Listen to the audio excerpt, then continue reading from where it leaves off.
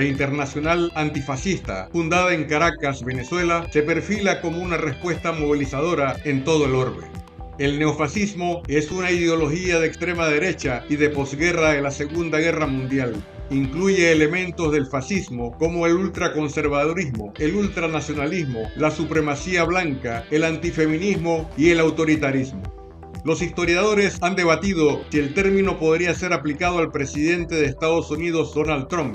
Al respecto, las amenazas del mandatario estadounidense para tratar de dominar a Canadá, México, Groenlandia y Panamá e imponer un mayor bloqueo a Cuba no hacen más que vincularse a esa ideología reaccionaria, usurpadora y brutal. Este programa está dedicado a examinar la urgente y necesaria respuesta de los pueblos al neofascismo a través del desarrollo y coordinación de la lucha de liberación nacional en tiempos de crisis y de grandes retos económicos, políticos y sociales que definen el destino de la humanidad. Hola amigos y amigas de Café Bayano. Bienvenidos a este espacio semanal de análisis y reflexión sobre temas de interés nacional e internacional. En esta oportunidad nos concita un tema de cardinal importancia para América Latina: los resultados de la Internacional Antifascista y su papel en la defensa de los derechos de los pueblos. Hace pocos días, en la ciudad de Caracas, para ser precisos, del 9 al 11 de enero, se realizó un festival antifascista de carácter internacional y mundial, en el que se abordaron temas sobre los riesgos que pesan sobre América Latina y los países de África y Europa. Para ver este contexto, hemos invitado al catedrático, el doctor Germán Campos, quien reside actualmente en la República Bolivariana de Venezuela, para compartir con él algunos elementos que ayuden a entender la realidad de los pueblos latinoamericanos. Permítanme presentar al doctor Campos y su extenso currículo al servicio de la comunicación y la investigación. Es actualmente profesor universitario y analista político. Es presidente y director de investigación de Consultores 3011. Experiencias en más de 40 años como investigador en el área de opinión pública, en los modelos de formulación, evaluación de políticas y estudios de mercado. Asimismo, ha trabajado como consultor de empresas nacionales e internacionales en el área de la opinión pública y es también un analista en los temas de mercado y asesor de campañas electorales nacionales, regionales y locales. En Venezuela y en América Latina se ha destacado precisamente por laborar con organismos multinacionales. Se ha desempeñado además como profesor en posgrado y posgrado en la Universidad de Ciencias Jurídicas y Políticas de la Universidad Central de Venezuela. Ha sido jefe de la Cátedra de Metodología de Investigación de la Escuela de Estudios Políticos, subdirector de esa escuela y director de Cooperación Internacional de la Universidad Central de Venezuela. Debo destacar que la personalidad que hoy nos acompaña ha ejercido como docente en la Escuela Superior de la Fuerza Aérea, en la Academia Diplomática Pedro Gual del Ministerio de Relaciones Exteriores y conferencista en el Instituto de Altos Estudios de Defensa Nacional, así como en diversas instituciones educativas y empresariales. Es una larga hoja de servicios que solamente he leído hasta la mitad, para dar oportunidad a que el diálogo fraterno y franco contribuya a entender la realidad latinoamericana. Bienvenido a Café Bayano, estimado amigo y doctor e investigador, y le pregunto sobre los resultados del Congreso realizado en Venezuela y la posibilidad de la que Internacional Socialista contribuya efectivamente a detener esa ola de fascismo que prospera en América Latina. Buenas tardes, David. Primero, muchísimas gracias por la invitación. Me siento honrado de poder compartir contigo y con la audiencia panameña y en otros lugares que seguramente se ve tu programa, y entrar a reflexionar sobre lo que tú apuntabas al iniciar esta conversación. América Latina atraviesa desde, probablemente podríamos ubicar desde aquella famosa expresión que se usó para referirse a los 80 como la década perdida, todo el auge de lo que fue el pensamiento liberal de la época y el neoliberalismo de la época, y luego en los años 90 las terribles consecuencias que eso tuvo en América Latina, generó, desde mi punto de vista, un proceso de búsqueda en todos los pueblos latinoamericanos de distintas formas, de distintas maneras, con distintas expresiones. Si relatáramos los terribles acontecimientos de la década de los 80 en América Latina, en Panamá hay uno muy particular, por ejemplo, pero no solo eso que ocurrió en Panamá, sino que ocurrió en muchos otros países. Y eso generó una búsqueda y creo que un replanteamiento del pensamiento incluso de los partidos de izquierda, de los movimientos sociales, para tratar de construir y de generar modelos alternativos. Eso explica los procesos que hemos vivido en América Latina desde finales del siglo pasado y todo lo que va de este, comenzando incluso en Venezuela, porque quizá el primer elemento importante que irrumpe en ese escenario es precisamente el triunfo en Venezuela de la candidatura en aquel entonces de Hugo Chávez. Pero luego vienen procesos en distintos países de América Latina y hay un avance indudable en nuestras sociedades, en la conquista de nuevos derechos y en la consolidación de nuevos derechos, en la búsqueda de modelos económicos que permitan una redistribución más equitativa de la riqueza, que permitan combatir la pobreza. Brasil, por ejemplo, en las primeras dos presidencias de Lula, tuvo cifras extraordinarias en cómo combatir la pobreza en ese enorme país. Igual pasó en Venezuela con la distribución de la renta petrolera, en Argentina, comenzamos a ver procesos de transformación importante en Paraguay, en Uruguay, incluso finalmente, y más recientemente quizá, en un país como Colombia, pero también en el Caribe. Con esto lo que quiero es dar una primera pincelada para ubicarnos un poco de por qué ha habido y por qué hoy, como correctamente tú decías al inicio, David, hay como una amenaza que se ha ido desarrollando con mucha fuerza sobre América Latina, sobre África, pero también sobre Europa, de una reacción del pensamiento conservador, de una reacción de las élites dominantes en nuestros continentes y que tiene una deriva sin duda de carácter fascista. Y si lo colocáramos en el marco de la historia, veríamos que precisamente después de la Segunda Guerra Mundial, el haber derrotado esas corrientes fue lo que permitió que en Europa, y eso de alguna manera influyó por supuesto en América Latina, se empezara a construir eso que se llamó el estado de bienestar y comenzaron a aparecer políticas más o menos que intentaban dar respuesta a las grandes diferencias en nuestra sociedad. Pero hoy en América Latina hay una amenaza fuerte, porque ha habido una recomposición y porque creo que además el pensamiento conservador ha logrado entender algunas de las claves, sobre todo en el tema de la comunicación, en el uso de nuevas formas de comunicación, en el uso de las plataformas novedosas de comunicación, eso que llamamos las redes sociales, y ha logrado entrar en el terreno que yo creo que es donde hay que dar esa batalla, que es en el terreno cultural e ideológico. Y quizá las fuerzas progresistas de América Latina, en ese aspecto, hemos llegado un poco más tarde, probablemente, y lo digo sin ningún problema, por quizá algunos prejuicios cuando empiezan a salir todas estas formas de comunicación, las redes sociales, estas plataformas, creo que inicialmente las vimos con cierta aprensión. Y yo hoy creo, y quizá la mejor expresión de eso es lo que está pasando en los últimos 2 días en los Estados Unidos con la asunción al mandato del presidente Trump, que estos fenómenos y estas plataformas han ido construyendo un tejido en una parte importante de la sociedad latinoamericana, donde pareciera, y esta es una frase que me parece que se la escuché precisamente ayer, por ejemplo, a una diputada en el Europarlamento, como lo es Irene Montero, que creo que es una líder político interesante de ver en Europa y en América Latina, donde ella decía, el gran triunfo de las fuerzas conservadoras y del fascismo es poner a pelear en nuestras sociedades al último de la cola con el penúltimo de la cola y hacerle creer al último de la cola que el origen de sus desgracias, de su deficiencia, de los temas económicos, es no las grandes corporaciones, los grandes capitales, sino el que está un poquito más adelante de la cola de él. Entonces yo sí creo que hay una amenaza en ese sentido y por eso valoro muchísimo el evento que acaba de realizarse en Caracas, en el que tú estuviste,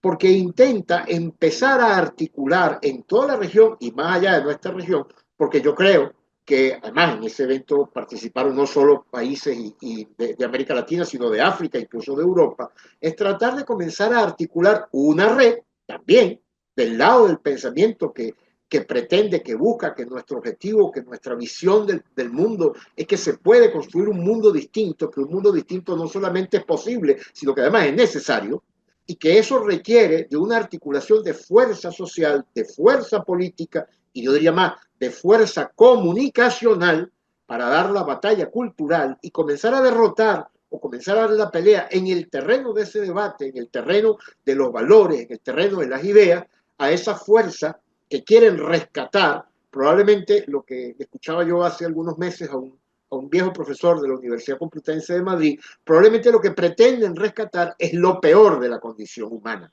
Es decir, aquello que llevó a Europa, por ejemplo, a la crisis que vivió a partir de los años 30 y que culminó de la forma en que culminó.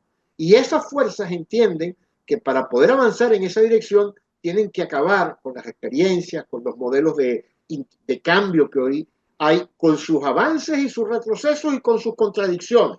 Porque como tú y yo bien sabemos y como la gente sabe, los procesos políticos de cambio ni son lineales, ni son sencillos, ni tienen una autopista para desarrollarse, tienen contradicciones, dificultades, pero de eso se trata. Y si la construcción de una sociedad distinta, de un modelo distinto, pasa por asumir que es un proceso complejo, contradictorio, pero hay que avanzar. Es decir, como esa noción del horizonte, ¿no? Que alguien la equiparó hace muchos años a lo que es la utopía. La utopía es ese horizonte que tú tienes allá y que cada vez que avanzas un poquito se te aleja más y sabes que no vas a llegar, pero es el motor que te da fuerza para seguir avanzando. Y en ese terreno yo creo que hoy estamos en un momento estelar en esa dirección. Gracias, Germán, por esa reflexión y ese aporte que realizas a favor de los oyentes y televidentes de Café Bayano y también aquellos seguidores sociales que están pendientes cada semana de las transmisiones de este programa.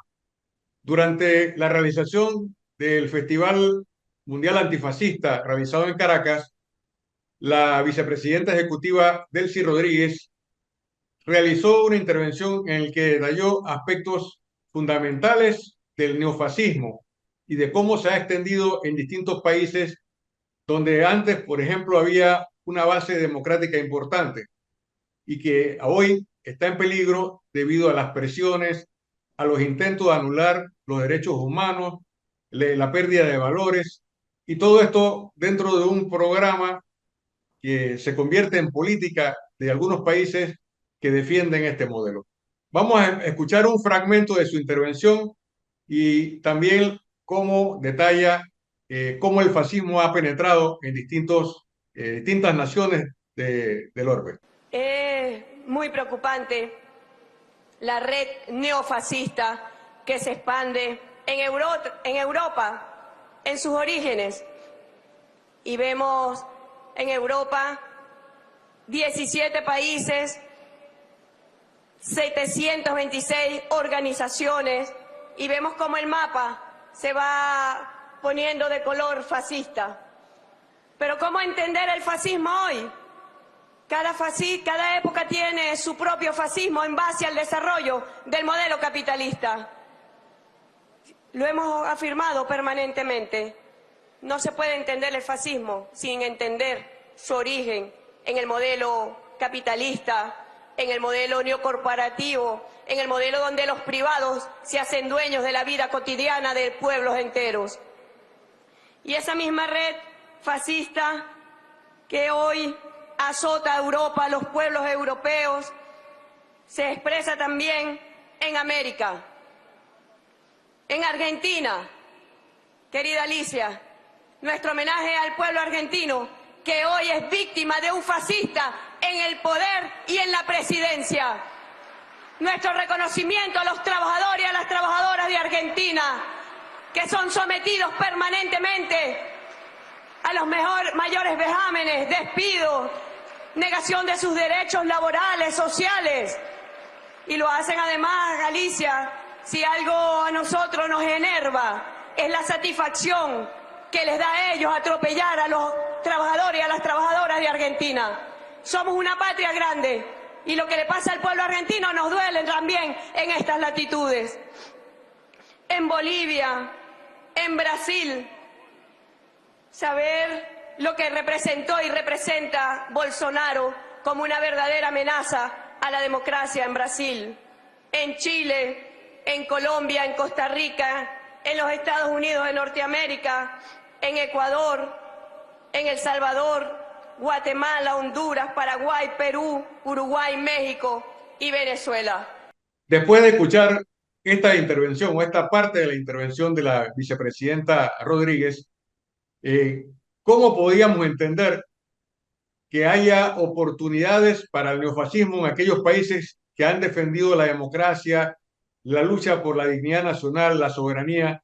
¿Cómo podría tener cabida en este escenario una doctrina que ha perjudicado no solamente el sentimiento de los pueblos, sino que ha significado la muerte y el exterminio de poblaciones que defienden un ideal soberano?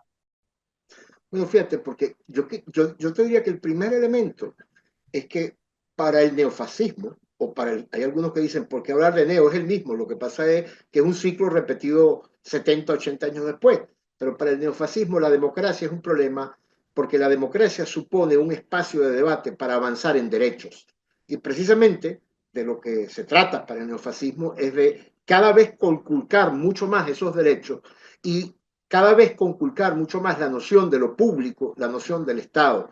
Es decir, para que el neofascismo avance, necesita que los ciudadanos comiencen a adquirir una conciencia cada vez más individual y cada vez menos colectiva, lo cual es peligrosísimo. Es decir, es hacerle creer al ciudadano que el tema, y por eso, una de las categorías en términos de uso más común para todos esos movimientos en América Latina, en Europa, que impulsan esta visión, es un lema, la libertad. Es decir, es contraponer y pensar que solamente el desarrollo individual y eso que llaman libertad es lo que permite que el ser humano se desarrolle, sin colocar que evidentemente el ser humano para desarrollarse en libertad lo hace en un contexto, y ese contexto es una sociedad, y esa sociedad son unas reglas, y son unos derechos, y son unos esquemas que permitan procesar los desacuerdos, y eso al final es el desarrollo cada vez más profundo de una democracia más directa y más participativa. La primera, en mi opinión, una de las primeras vacunas contra el fascismo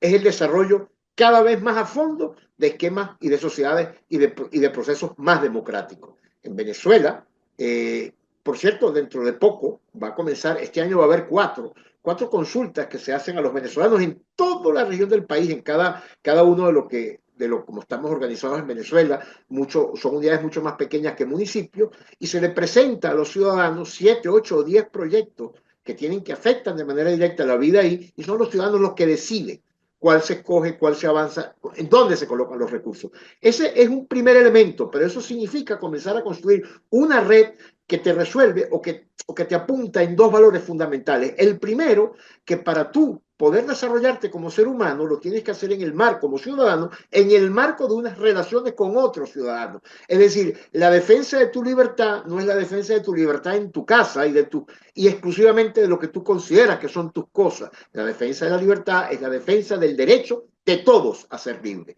Y ese es un elemento que comienza a tener ese desarrollo de democracias directas. Y el segundo elemento es que gobernar y la democracia no es una simple forma de gobierno, debe convertirse en una conducta de autogobierno por parte de los ciudadanos. ¿Es un proceso largo? Sí lo es, porque eso supone una batalla cultural, entre otras cosas con rescatar el valor de la política, porque una de las cosas que tiene el pensamiento neofascista es que desprecia a los políticos y a la política. Cuando tú ves personajes como Trump, o ves personajes como Milei en Argentina, o ves personajes como Díaz Ayuso en España, o ves ese tipo de supuestos liderazgos que lo que hacen es denostar de lo público, denostar de la política y hacerle creer a los ciudadanos, vender la idea a los ciudadanos de que todo el problema está en la política y en los políticos. Y no, al contrario, la convivencia humana pasa porque los ciudadanos participen, y eso significa construir relaciones políticas entre los ciudadanos,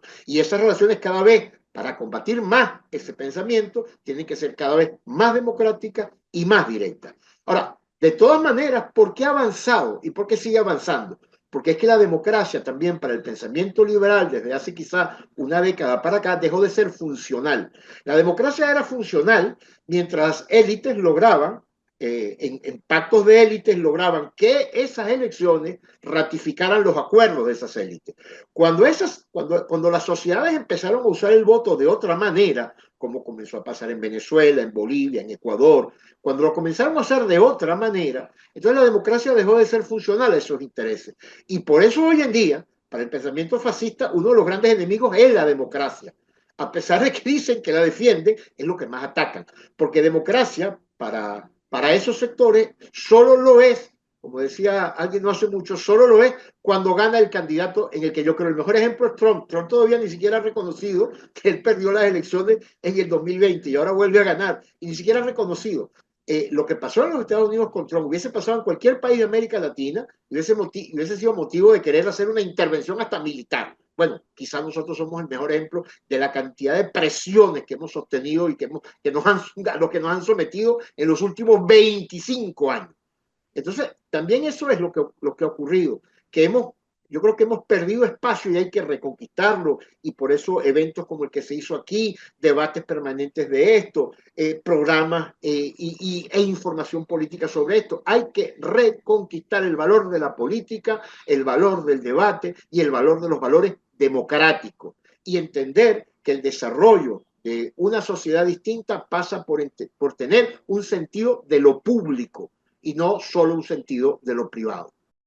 Quiero preguntar a Germán, que nos acompaña hoy con su talento y con sus experiencias como docente y como investigador, ¿de qué manera deben ver los latinoamericanos la amenaza que Donald Trump ha lanzado sobre Panamá en el sentido de que desea recuperar el canal interoceánico para la jurisdicción estadounidense, pese a que existen tratados, acuerdos bilaterales y multilaterales que defienden el principio soberano de la República de Panamá?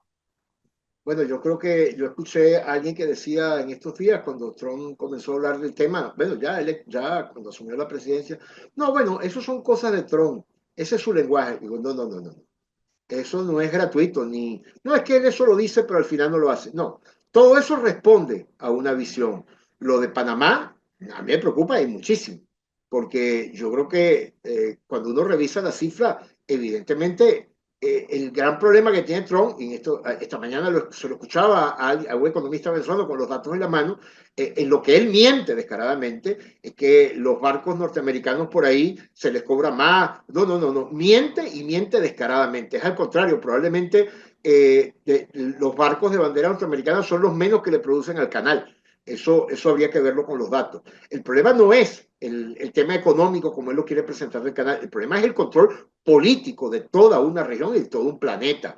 Yo sí creo que hay que preocuparse por lo que dice Trump con relación al canal, y yo creo que América Latina en bloque debería reaccionar y reaccionar con fuerza, de la misma manera que parece simbólico, no, le cambio el nombre al Golfo de México, porque usted le va a cambiar el nombre al Golfo de México, ¿cuenta de qué? Y le va a poner el nombre que a usted le parece, porque todos esos son elementos que lo que pretenden es ir construyendo un relato y un discurso para que entonces en algún momento habrá algún panameño que diga, bueno, pero es que, como puede pasar, bueno, pero es que la verdad es que como hubo empresas norteamericanas que hicieron el canal, algo de razón tiene Trump. No, no, no, ahí hay unos acuerdos, eso fue un proceso, eso tiene toda una historia, eso es una zona que además le costó vida a los panameños, no en el momento que lo hicieron, sino hasta hace muy pocos años. La zona de exclusión, todo lo que eso significó, la invasión que hubo, todo lo que eso significó, hasta que hemos llegado a una situación en la que hoy estamos.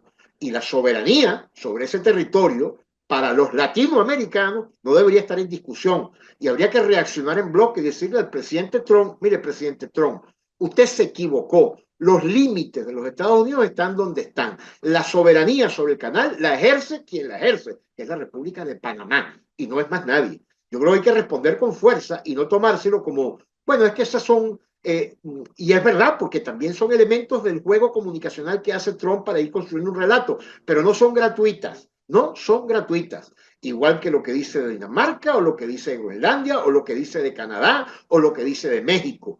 O sea, hay que responderle al presidente Trump y con fuerza. Y yo sí creo que eso es una amenaza. Y precisamente la llegada de Trump La Casa Blanca es un peligro mayor y es una amenaza mayor. ¿Te das cuenta quiénes estaban, David, en la juramentación de Trump? Estaban los 5 hombres más ricos del planeta, juramentándose con Trump. Uno de ellos incluso va a formar parte de su gabinete. Es decir, vienen a gobernar con todo el capital y con toda la tecnología. ¿Eso qué significa? Y además, con presencia en Europa, el fascismo ha avanzado en Europa de manera tal que en Alemania, que había cosas incluso prohibidas por ley, por razones históricas, hoy en día hay un partido que reivindica lo que ocurrió en la Alemania nazi. Pero eso está pasando en Polonia. Pero en España hay una expresión política llamada Vox que defiende esos valores. Y así lo hay en otros países europeos. En Italia está gobernando alguien como la Meloni, que en ese sentido también tiene alianzas y visiones parecidas a las que tiene Trump. Claro que el mundo está bajo la amenaza de que avance, como avanzó en los años 30 en Europa, un pensamiento incluso más allá de las relaciones económicas, sino hasta hasta de las visiones sobre el ser humano y que haya una raza supuestamente, entre comillas, que sea superior a otra. Eso del supremacismo blanco, eso es una corriente de pensamiento que hoy gobierna en Washington, pero que además tiene sus correlatos en Europa y que tiene sus correlatos en América Latina. Entonces yo sí creo que hoy estamos en una situación mucho más delicada, estamos más amenazados que hace quizás 20, 15 años atrás, pero también creo que hoy afortunadamente, este proceso de 20 años o 25 años que hemos vivido en América Latina nos ha permitido construir, y este evento en Caracas es una buena expresión de eso, nos ha permitido construir lazos entre los pueblos y los movimientos sociales de América Latina, incluso con África, incluso con Europa, que son la primera línea de fuego que tendremos que utilizar para enfrentar ese avance tan peligroso de esa visión del mundo. Sin duda alguna, la aparición del fascismo y del neofascismo han surgido como resultado de las crisis que ha vivido el sistema capitalista en el mundo.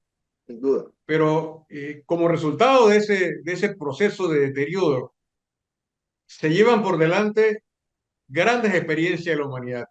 En estos momentos, la encíclica papal Laudato Si estaría siendo investida por ese concepto de destrucción ambiental que defiende el presidente Donald Trump y su equipo, y al mismo tiempo los derechos humanos de los migrantes están siendo lanzados por la borda. ¿De qué manera los latinoamericanos deben responder a estos desafíos y qué medidas prácticas podrían ser aplicadas para frenar esta corriente destructora? Ahora, fíjate si es paradójico que ayer le recordaban a Trump una demócrata, no recuerdo si de Michigan, que le recordaba a Trump que su madre, la madre del presidente Trump, había sido un inmigrante. Sí, además, el problema es que, como dices correctamente tú, el fascismo es la expresión de la decadencia del capitalismo, de la debacle de ese modelo civilizatorio incluso, que se está llevando por delante. La democracia se la llevó hace tiempo. Por eso yo te decía hace un rato, la democracia dejó de ser funcional para ellos, dejó de ser funcional. Solo es funcional cuando ocurría lo que ocurría. La democracia se la dieron por delante. Y si ahora se tienen que llevar por delante el derecho a la educación, la salud, las libertades, se lo van a llevar por delante. Y por eso es que es una amenaza. Ahora, ¿qué hacer? Como dices tú. Yo creo que lo primero que hay que hacer es reaccionar en términos comunicacionales incluso. Es decir, no dejarle a Trump y a este neofascismo que ocupe todos los espacios de comunicación de la sociedad. Al contrario, confrontarlo ahí. Eso quizás es lo primero. Y en eso, comunicadores como tú tienen una gran responsabilidad. Y no hay que desfallecer. Hay que permanentemente hacerlo y hay que permanentemente conversar y discutir con los ciudadanos. Y hay que evitar, como decía esta política que te citaba, que el último de la fila, el que se siente más afectado, crea que el culpable de su desgracia es el penúltimo, es el que está delante de él. Y que no es un marco de un capital financiero que se apropió del planeta, que se ha apropiado de los recursos, que lo está destruyendo además, y que como ese modelo ya está encontrando grietas en muchos sitios, porque la presión es muy fuerte, pues ese modelo va a reaccionar como está haciéndolo. No va a reaccionar abriendo espacio, va a reaccionar cerrando espacio, incluso por la vía de la fuerza.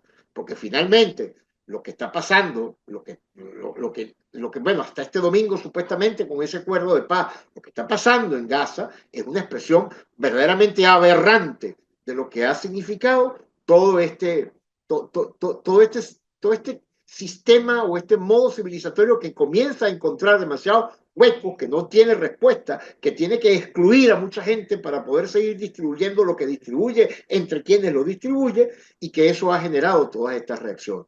Ahora, yo sí creo que lo primero para luchar contra ello, David, en mi opinión, como ciudadano, es desde la perspectiva de la comunicación, porque en ese terreno los medios de comunicación tradicionales, históricamente que fueron una reproducción de esos valores, igual que lo fue el cine. ¿Cuánto no ha construido Hollywood con relación a lo que los ciudadanos en el mundo piensan que era la sociedad norteamericana y eso que se llamaba el sueño americano? Y ahora resulta que eso que se llamaba el sueño americano hizo que muchísima gente migrara para ir a construirlo, y ahora le están diciendo, pues mira, no solamente es que no hay sueño, sino que además ahora te pateo y te vas. Yo creo que, como ha dicho la presidenta de México, por ejemplo, y creo que todos los presidentes dignos de América Latina, aunque desafortunadamente no todos los que hoy son presidentes de América Latina yo los calificaría de dignos, pero hay unos cuantos que sí, se le plantaran al señor Trump y le dijeran, no, está bien, hay un problema migratorio, vamos a resolverlo, pero resolverlo significa entrar en una mesa de negociación y no que usted decida arbitraria y de la manera en que usted le dé la gana expulsar a quien usted quiera expulsar. Incluso Trump, creo que hoy había un debate ya, o había algunos abogados que habían reaccionado para introducir recursos ante el Tribunal Supremo de Justicia, ante la Corte norteamericana, porque Trump incluso firmó algunos decretos que son inconstitucionales. El tema, por ejemplo, de que el hijo de un inmigrante ilegal que nace en Estados Unidos, desde el punto de vista de la Constitución norteamericana, es un ciudadano norteamericano. El señor Trump firmó un decreto para que eso no siga ocurriendo. Es decir, firma un decreto en contra de la propia Constitución y le importa muy poco eso. Entonces, frente a eso hay que reaccionar. No esperemos que reaccionen otros por nosotros. Yo creo que frente a eso los latinoamericanos tenemos que reaccionar y tenemos que ejercer presión para que los presidentes dignos se planten frente al señor Trump con relación al tema migratorio, que afecta terriblemente a un país como Panamá, que afecta terriblemente a un país como México, a un país como el nuestro, como Venezuela, que lo afecta terriblemente, y comenzar a decir al señor Trump y enviarle mensajes al señor Trump. Y exigirle al señor Trump en los espacios donde, y yo sé que es difícil, en las Naciones Unidas, en la Comisión de Derechos Humanos, exigirle que ese proceso no puede adelantarlo él como él cree que debe adelantarlo, que eso se trata de seres humanos, se trata de preservar vida y se trata de derechos. ¿Piensa, Germán, que la política de Trump podrá derrotar el proyecto de crear un mundo multipolar que sustituya al envejecido mundo hegemónico dirigido por países de Occidente? Ahí está el debate, ese es el debate de fondo hoy. Exactamente ese es el debate. Y ese es el proyecto de Trump. Trump quiere frenar lo que yo creo que ya es muy complicado frenar, salvo que lo frenes por la vía de casi una desaparición del planeta Tierra. Pero ese mundo hegemónico, esa hegemonía unipolar, que sobre todo después de la caída del muro de Berlín, se intentó consolidar, y que el hegemón, en este caso los Estados Unidos, pensaron que eso era infinito en el tiempo. No te olvides de que en esa época aparecieron algunos, después se retractaron, como Fukuyama con el fin de la historia. Resulta que la historia no tiene fin en ese sentido. Afortunadamente la condición humana siempre está en la búsqueda de cosas. Y eso es lo que ha pasado. Yo creo que ya es indetenible ese proceso de ruptura de ese mundo unipolar, lo que estamos, y claro, mucha gente lo dice, pero es que es cierto, es la clásica definición de crisis que hacía Gramsci, ¿no? Es un modelo que está hundiéndose y no se termina de hundir, y otro que está surgiendo y no termina de salir. Y estamos en ese proceso. Ahora, yo creo que ya no es sostenible, ni financieramente, ni tecnológicamente, ni industrialmente, un mundo hegemónico unipolar, ni siquiera militarmente. Hoy en día, cuando tú ves los indicadores en términos de producción tecnológica, de producción industrial, de cifras de crecimiento, bueno, hay un gran gigante que es China, pero además hay otros gigantes, hay otros países emergentes con mucha fuerza, como es Rusia, como es la India, incluso como es Brasil, incluso como sería América Latina si hubiésemos concretado aquellos sueños de unidad latinoamericana y hoy fuésemos una región mucho más consolidada y mucho más articulada. Pero ese mundo unipolar, creo que está ya dando sus estertores. Ahora, por supuesto, los estertores en un proceso de esta naturaleza no son probablemente ni 2, ni 3, ni 4 años. Son un proceso bastante largo, evidentemente. ¿Cuán largo? No lo sé. Creo que no, nadie sería capaz de predecirlo. Pero ya hay demasiados elementos. Los BRICS, el nivel de comercialización que hay entre distintos países fuera de la moneda del dólar, fuera del sistema norteamericano, el desarrollo tecnológico, el desarrollo educativo en distintos países, la fuerza que hoy tienen la economía china. Yo creo que, y sobre todo, los acuerdos a los cuales está llegando, más allá de lo que el mundo norteamericano me hace mucha gracia, porque en América Latina, a veces que tú escuchas gente dice, no, la comunidad internacional, y cuando les pides que te definan la comunidad internacional para muchos latinoamericanos y para los Estados Unidos, Europa y un pedacito de América Latina. El resto del mundo no existe. Deja fuera más de la mitad de la población mundial, pero además deja fuera más de la mitad del Producto Interno Bruto. Y eso ya no lo puedes hacer. Y yo sí creo que ese es el papel de Trump, y Trump va a ser agresivo con eso, pero creo que no va a poder. Es decir, ¿podrá retrasar algunos procesos? Puede ser, porque eso forma parte de lo complejo que son los procesos de cambio, y más cuando estamos hablando de un esquema geopolítico tan complejo como el que hoy tenemos en el mundo, tan interrelacionado como hoy lo tenemos. Pero al mismo tiempo, si bien es cierto que muchas de estas plataformas y redes sociales han contribuido a disminuir la calidad del debate, incluso yo lo digo con un término muy fuerte a veces, a estupidizar a una gran parte de la población, también es cierto que esos mecanismos de interacción han contribuido a que muchos sectores y pueblos en el mundo se interrelacionen y piensen y vean y se den cuenta que hay que avanzar en esa dirección más allá de todo lo que, en este caso el señor Trump, que es el jefe, hoy el jefe del movimiento neofascista en el mundo, es Donald Trump.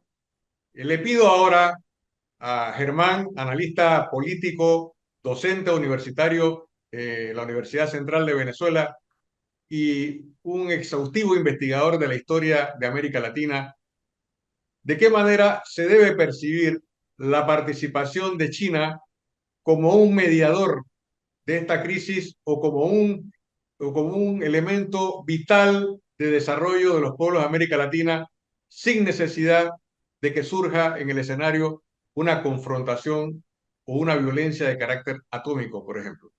Ahí está parte del tema, fíjate, yo siempre he mantenido la percepción de que los occidentales nos cuesta mucho más comprender el mundo asiático que a ellos comprendernos a nosotros. Hay un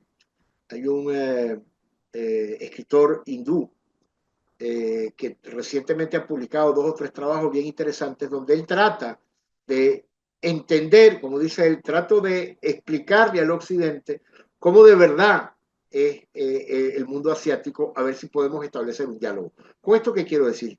Que no es fácil a veces entender lo que representa y lo que significa hoy en día un país como China, una potencia como China, ¿no? Culturalmente creo que tenemos mucha distancia y algunas dificultades para comprenderlos a ellos, insisto. Yo creo que ellos nos comprenden más a nosotros, quizás por razones culturales, porque los tiempos, la visión temporal de los chinos es distinta. Alguien político venezolano hace muchos años definió una cosa que me pareció interesante, que decía, para los latinoamericanos el corto plazo es un año, el mediano plazo, no, son 6 meses, el mediano plazo es un año y el largo plazo son 2 años. Para los chinos el corto plazo son como 4 años. El mediano plazo es como 50 y el largo plazo un siglo, ¿no? Es decir, tienen una visión de la vida y de los procesos que es muy distinta a la nuestra. Creo que en Occidente hemos construido una civilización más inmediatista y eso nos genera problemas para entender.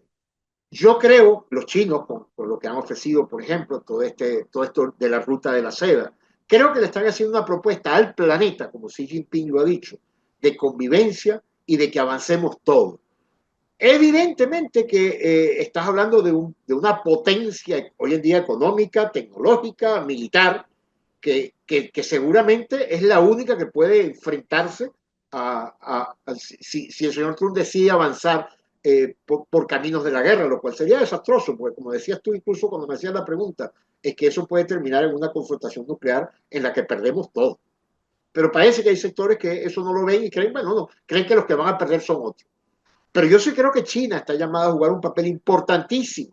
Y creo que hasta ahora, y alguien podrá decirme lo contrario y lo entenderé con aciertos y desaciertos, creo que hasta ahora, en los grandes conflictos, hasta ahora la política exterior china ha sido relativamente prudente y ha marcado algunas líneas, sobre todo en su confrontación con Trump, por ejemplo, siempre ha respondido con fuerza, pero sin escalar el conflicto. Al contrario, ha intentado a veces algunas declaraciones altisonantes en el periodo pasado de Trump y la política exterior china más bien ha intentado responder con fuerza, pero desescalar, no, evitar que el conflicto escale. Ahí va a estar el equilibrio. Yo tengo esperanza, algo de confianza, en que Xi Jinping y la política exterior china contribuya a que el señor Trump vaya comprendiendo que hay cosas en las que pretende avanzar en las que ya no podrá. El mundo de hoy no es el mundo de los años 40, no es el mundo de los años 30. El mundo de hoy es completamente distinto. Es un mundo muchísimo más articulado, mucho más complejo, con muchos más polos de desarrollo, con muchos más polos de debate y con sectores que están buscando modelos que permitan que pueblos que han estado sumergidos en la pobreza y en la desigualdad más grande, como muchas de nuestras regiones en América Latina o en África, tienen todo el derecho con sus riquezas y con sus procesos, comenzar a desarrollar modelos económicos que les permitan alcanzar otro estado de desarrollo distinto al que hoy tienen. Yo en eso creo que China, como potencia, tiene un rol fundamental, y es tan fundamental que es quien está contribuyendo a que ese mundo deje de ser unipolar y comience a ser multipolar. Sus aportes en los BRICS, sus aportes en sus relaciones con otros países de África y de América Latina, está contribuyendo a que ese mundo poco a poco vaya avanzando. En ese sentido, pareciera que América Latina tiene una participación importante en la formulación de un llamado a la paz efectiva y duradera y al mismo tiempo al respeto del derecho de las naciones como una facultad importante de la cooperación y de la protección natural que debe surgir ante la amenaza lanzada por el presidente Donald Trump contra los países soberanos de la región. No sé si comparte ese planteamiento Totalmente de y acuerdo si hay algo contigo. más que debería ser abordado en ese sentido. Totalmente de acuerdo contigo, David. Y además, recordemos que América Latina, cuando se comenzó con la iniciativa de crear, por ejemplo, en Sudamérica, UNASUR, y luego toda América Latina, la CELAC, una de las primeras cosas que siempre estuvo presente en esos congresos, en esas conferencias, es que América Latina se definía como un territorio de paz.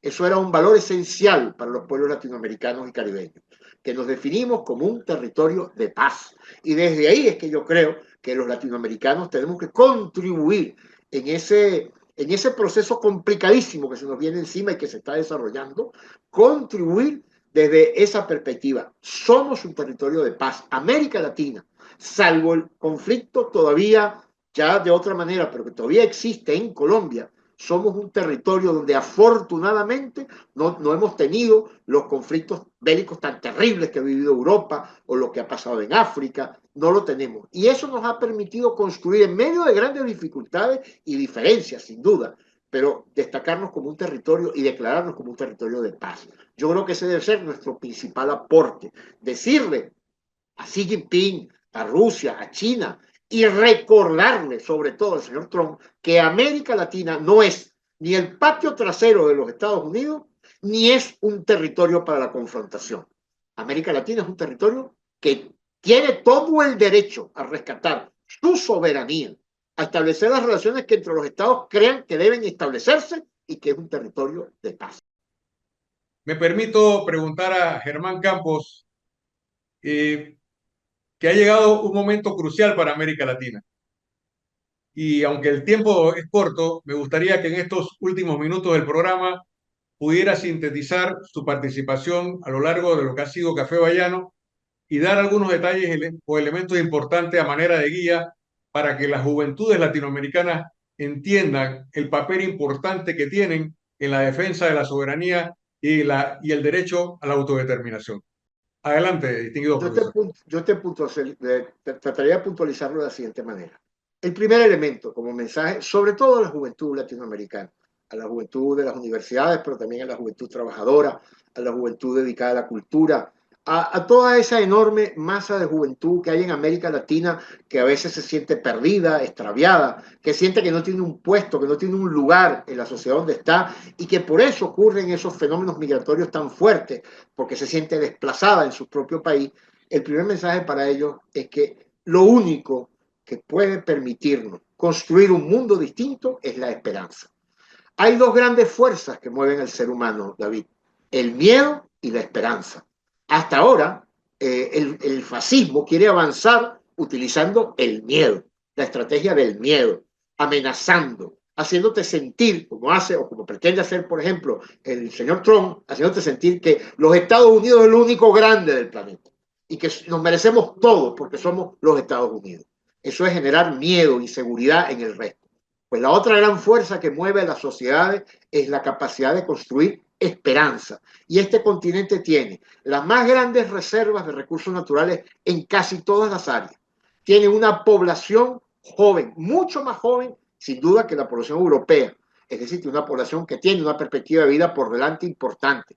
Tiene una población que en todos los países tenemos expresiones culturales y educativas novedosas y originales, que a veces las hemos desechado. Entonces, sobre esa base, construir y desarrollar esperanza. Y eso significa comunicación, y ese es el segundo elemento. Yo creo que el esfuerzo que deben hacer los gobiernos, los movimientos sociales, los medios de comunicación, personas como tú en Panamá y otras en toda América Latina, es contribuir a generar redes de comunicación y debate entre los movimientos sociales latinoamericanos, entre aquellos movimientos sociales que pretendemos, queremos y luchamos por ampliar los derechos humanos de los ciudadanos, porque el derecho no es solamente a llegar y a vivir, el derecho es a desarrollar una vida digna, y eso supone tener derechos a educación, tener derecho a la salud, tener derecho a un trabajo digno. Y eso hay que irlo construyendo en términos de los valores por la vía de la comunicación. Y ese para mí es el segundo elemento, esperanza, comunicación. Y el tercero, y con esta idea cierro, es entender que por muy difícil que sea, a lo único que uno no puede renunciar es a luchar. A lo único que uno no puede renunciar como ciudadano es a querer avanzar a una sociedad cada vez mejor que la que tenemos. Como le escuché a decir a alguien hace muchísimos años, un viejo amigo de mi padre, mi proyecto de vida es contribuir desde donde estoy, donde pueda, a que el mundo, cuando yo me vaya, sea un poquito mejor que cuando yo llegué. Y ese mundo un poquito mejor es un mundo donde haya mucha mayor cooperación y solidaridad que competencia y agresión. Muchas gracias, Germán. Es importante lo que se ha dicho en este programa y lo valoro enteramente. Te Debo agradezco más bien solamente la añadir invitación. que Te este agradezco programa, muchísimo la invitación, David. Muchísimo haber sí, compartido este rato real, contigo. gracias, realmente ha sido una experiencia vital que puede renovar la esperanza en los pueblos latinoamericanos por su papel en la lucha de liberación nacional. El Yes. Congreso y el Festival Antifascista realizado en Caracas ha dado esperanza en ese sentido, pero además ha motivado a distintos sectores, especialmente de la rama de la comunicación, para que se realicen proyectos de una comunicación horizontal, de cooperación a favor del desarrollo humano y social y que sirva como elemento detonador de experiencias de unidad y de fortalecimiento de las comunidades empobrecidas, para que salgan adelante, para que prosperen y que su voz sea escuchada, para que además el desarrollo humano que impulsa desemboque en una corriente renovadora capaz de derrotar a las corrientes fascistas y neofascistas en el mundo.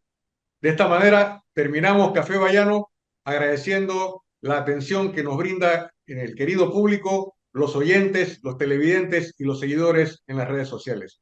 Hasta 7 días estaremos nuevamente con ustedes analizando y trayendo al debate temas de interés nacional e internacional. Que pasen todos un feliz fin de semana y hasta pronto.